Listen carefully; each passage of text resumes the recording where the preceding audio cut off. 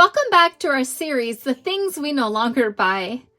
As gardening season approaches, it's time to start your nursery plants for that upcoming summer garden. If you haven't already thought about it, now is the perfect moment to get those seeds ready to sprout. Let's take a moment to consider how God's ways are all about renewal and recycling. He designed us to not be dependent on stores for everything we need, including the tools for gardening. However, if you've ever purchased biodegradable pots, you know they can be quite expensive. And let's not even get started on the flimsy plastic pots and seed starting flats that wear out after just a season or two. I've discovered some better, budget-friendly options for seed starting that I no longer have to buy. And let me tell you, they're easy and effective. One of the simplest ways to make biodegradable pots is by using a newspaper pot maker.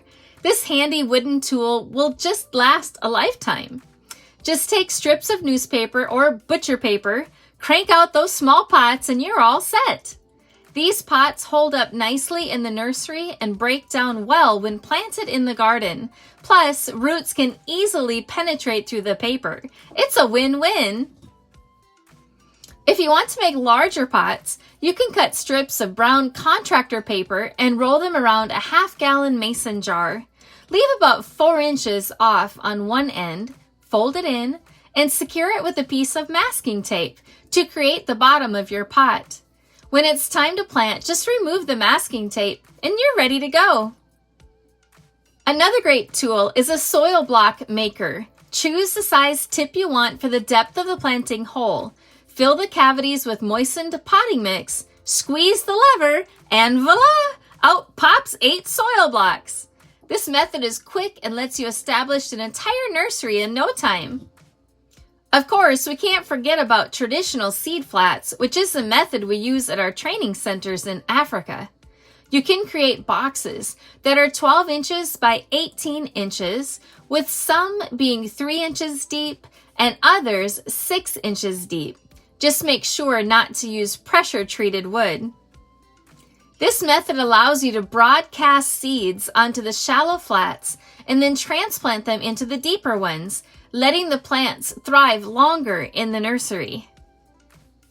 Having your seedlings spend their first month in the nursery helps maximize food production, since they take up less space in your actual garden beds.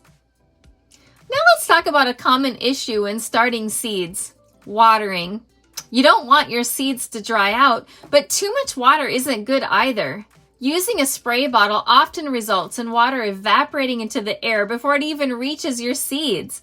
Definitely not ideal. I found that my best results come from bottom watering. I use sprouting trays with a bottom reservoir to hold water, then add 2 pieces of cotton or wool quilt batting on top. This material holds moisture under the paper pots or soil blocks. I only need to add water daily to keep the reservoir full. One bonus is these trays often come with domed lids, creating the perfect environment for the first 24 to 48 hours. And don't hesitate to get creative. You can use a variety of items to start your seedlings, even a box supported on a tray so you can use bottom watering works fine. For successful seed starting, ensure your plants receive adequate light without direct, harsh sunlight. Control their water by not leaving them out in the rain. And remember that most seeds benefit from soaking for a few hours before planting. If possible, soak them in compost tea or worm tea for an extra boost. I pray you have an abundant gardening season this year. Remember to focus on building healthy soil, because healthy soil leads to healthy plants, which in turn creates healthy people.